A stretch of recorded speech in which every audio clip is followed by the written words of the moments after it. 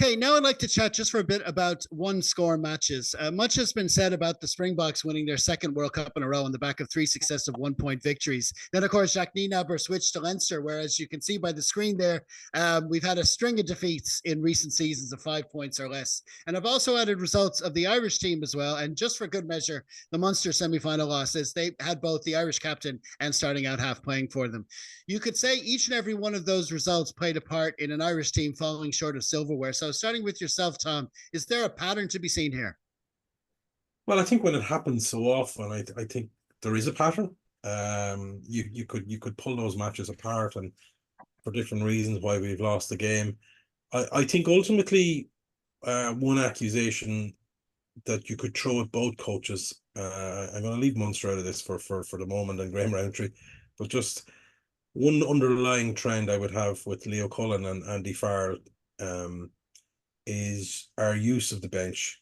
And if you're losing matches in close games, in the last 15 minutes or so, I think it's the use of the bench and maybe the makeup of the bench is the area that we've been maybe not let down is the wrong word, but maybe failed at, because ultimately, if you at that stage you probably have 80 or your subs on, or at least 7 generally in modern rugby. So that's half your team has changed. So I've mentioned in the pod before, I don't know whether it was after the Toulouse game or after the Ulster game, that and myself and Mark have spoken about it, is that Leinster in this instance, we're talking about the blue players. We tend to lose our shape a bit when the subs come on. We tend to lose our patterns. I think back to the Keane Healy penalty in Twickett or in Tottenham against where our pod system went out the window and he got isolated and was a turnover and Ramos kicked it over and that secured the Heineken Cup, basically giving us a bit of a gap. And those sort of penalties are avoidable if the subs are still running in the same system as the starting 15. And I feel, having watched too many games and analysed too many games, that we tend to lose our shape in the last 15 minutes. And that consistency from 1 to 80 minutes isn't there. My criticism of Leo maybe would be to be a lack of trust on our bench. A lot of the times this year, our bench hasn't made the same impact. Callagher, even though I thought he did well against the Bulls when he came on, but generally he hasn't had the same impact this year as previous years where he was an explosive impact. Jack Conan has been in and out as well. He's probably been our most consistent bench player, but a lot of our bench players coming on.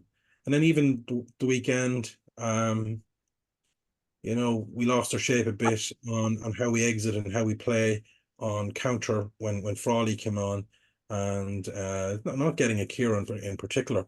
It's just that we lost a bit of our shape and our exits changed and we weren't getting the same territory as we were in the first half. So it's just a consistency of, and we did speak about in the pod about, or I questioned because I'm not at the RDS or I'm not in UCD when they're training, about consistency of running reps with the subs as much as you would run with the first team.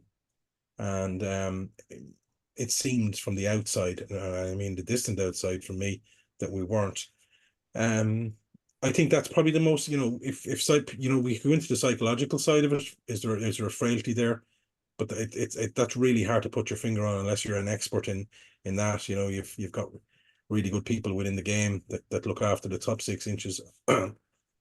It's not my forte, and I wouldn't even try and delve into the mind of a professional player or professional team to try and work out any frailties. But from a practical point of view, our substitutions and use of the bench and what we do with that bench during the week, I would question, especially from Leinster this year, as opposed to previous years. And just finishing off, I would say there's all the way, even in the last 10 years, whether you're talking Joe Smith or Stuart Lancaster, that sort of inverted commas, the Leinster way, as soon as people come in off the bench or people come in from the academy, bang, they know exactly what they're doing, what their roles are. It doesn't matter if it's Rob Russell or da-da-da-da. I think that definitely is gone, and that leads me to not gone completely, but it's not as effective as it was in the previous years, and that tells me that the wider squad aren't getting, you know, exposed to the same reps and drills as maybe the first 15, 20 players. Now, that doesn't answer your full question. How come we've lost games prior to that as well? That's why I'm saying you could analyze each games, but I think consistent. I think there's a thread there between Farrell and Cullen on maybe having better use of the bench. And you know, obviously one of the big criticisms in the Eddie Farrell in the World Cup was not taking off Sexton earlier when Johnny looked out on his feet. And I think it's a fair criticism. But he had done nothing, as in Farrell had done nothing before to give him that comfort to bring Crowley on with 15 minutes and go, or 20 minutes and go, and go, kid, look, go see this game out. So there's stuff you can do before you get to that crunch game against New Zealand. And I think it's a criticism I personally would throw slightly at Farrell and Cullen. And is that why we lose? Is that the only reason we've lost a clatter of close games? I don't know, but it's definitely something that's an issue. And if we get it fixed and we're still losing close games, at least you can park it and go, well, we're better at our bench. But you know, you can look into the psychological side of it after that. Yeah, I mean, it's like earlier in the season. I mean, I remember noticing I couldn't pick out a particular game, but those matches, those URC games at the RDS when Leinster build a comfortable lead, and then you've got the subs coming on towards the end. And in those games, we're defending. I notice a lot of times we're defending really well, and they're because these are guys that are fighting for places, and these are guys who are only getting on off the bench in the URC team, so they've got that chance to show what they can do, and there's a lot more cohesion. But then again, it's easy to be cohesive and play well when you're like 40 points up on the scoreboard. And we're talking about matches where you're at the top level. I mean, all those games I have on the screen there are all matches with which eventually you could have deprived us, you know, like for Ireland when Ireland played England, it was a grand slam. I have the Toulouse match down as a draw because that was the scoreline at 80 minutes, and all those games are within one score, and we just lacking something in those final moments, and we're ending up on the wrong side of them. What do you think of it, Mark? I'll leave the coaching to for the other discussion we're going to have. I do agree with Tom, especially in the use of the bench, but you're talking about the top 2% of players in the world, 1% of players in the world. And how many Irish players have what we will call the X factor? You know, every team we lose to has somebody who's a world-class athlete in some way, shape, or form, be it power, speed, or a combination of both. If you're Tony Bridge, who has everything, you know, we don't produce too many X factor players in this country, right? And I know we've had players like Gibson Park play really well and James Lowe, whatever else, but there's only two players that come to mind where we're talking about. Well, one player is Brian O'Driscoll, and we haven't produced too many of them over the years, you know, where you can expect him to do something out of nothing. You know, New Zealand always have one or two players like that. So does South Africa. You know, the pure pace of Cheslin Colby and Aronson is something that we don't have, apart from two players who I've seen this year. One is Jimmy O'Brien, who's come back. You know, the try he scored from 70 meters there a couple of weeks ago. We don't have too many players who can do that, right? And the other one, unfortunately, is also an O'Brien, Tommy, who's got an injury profile that you wouldn't wish on anybody. These are two players who you can give the ball in our own 22 and you'd expect them to do something in terms of a 50, 60-meter break. One of Ireland's problems is how hard we have to work for our scores. Ireland play an attritional game. Leinster play an attritional game in terms of going through how many phases or whatever. And that's bloody tough. And the players are bloody tough, right? And they're great players. But sometimes we have to work extra hard for how we score our tries. And that's a bit of a worry when it comes to tournament play. You know, when you get to that fifth, sixth game or fourth or fifth game, do we have the X factor to break teams down from our own half?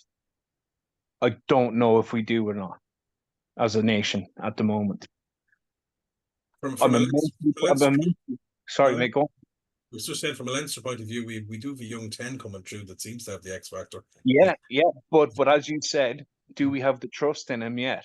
Mm. You know, if Sam Prendergast was French, he'd have 15 caps already. Yeah. If Sam Prendergast was a Kiwi, he'd have 5 caps and 5 substitution coming on, and he'd be starting. He'd be starting in Super Rugby every week anyway. That's for sure. He's starting in Super Rugby week in, week out. Mm. Do you think a player like Kieran Frawley would be messed about not playing games at 10, playing the odd game at 12 and the odd game at 15? You know, he'd be in the draft system or whatever. I'm not saying the draft system is the right way, but he would be playing. Very rarely do we promote youth at the correct time. Sometimes they're held back too often. Let them loose, right? Let them loose. It's a wild horse. He shouldn't be tamed. Let them loose and let them learn. Let them learn through mistakes. I have no problem playing Sam Prendergast at 10 for the opening 5 games of the Six Nations, or sorry, for 5 games of the URC, and he makes 20 mistakes. I really don't have a problem, because I know when it comes to the Interpros at Christmas, he's ready. When it comes to games in February, March, and April, he's ready. He's not ready at the moment to play a series number of games because he should be playing. I just think we need to promote the youth a bit better.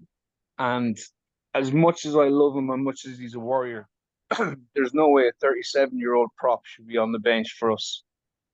And you can see Andrew Porter's a gem of a player, but he probably had absolutely nothing in the tank on Saturday. Because it was 70 minutes or something after, and he did about 90 in Toulouse or against Toulouse.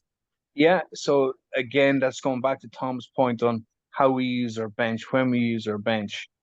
But yeah, allied to that is that X factor that I think we have some brilliant players, and you see it at schoolboy level and you see it at under 20 level. And for some reason, it just doesn't seem to transfer across to senior level. And I think it's because a lack of faith and a lack of trust in some of the coaches to promote youth. And I think this is one thing that hopefully for Ulster's point of view, Richie Murphy will do.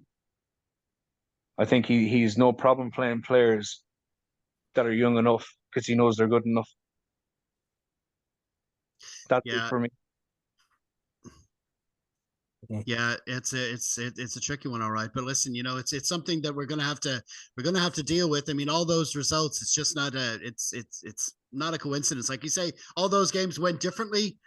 There were some we were miles ahead and got caught up. Others we just fell too far behind early. But when it comes, we're talking about those final minutes, and I think you pretty much covered all the points there for sure.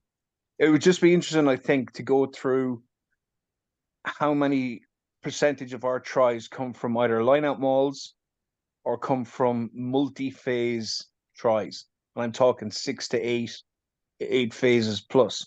Whereas in those games, how many times has it been that an All Black has made a bust or a Springbok has made a bust? I know we've beaten South Africa 3 times in a row, but we have issues with French and New Zealand teams that can make a line break and score from 50, 60 meters, and we can't. No, it's a try in the quarterfinal against us that's exactly what you're talking about. Yeah. From the winger, whatever I forget his name. And it's just classic sporting irony that it's South Africa that we've beaten 3 times in a row, like you say, and they've all been pretty much tight games in themselves. But they're the ones getting the actual trophies. We're not doing it when there's a trophy on the line. So that kind of says it all, doesn't it? Well, that's brilliant, lads. Many thanks again to Tom and Mark for joining me, and I hope to have you back on again soon. Thanks, lads. Cheers, Jeff. Cheers, Tom. Have a good evening. Cheers, lads.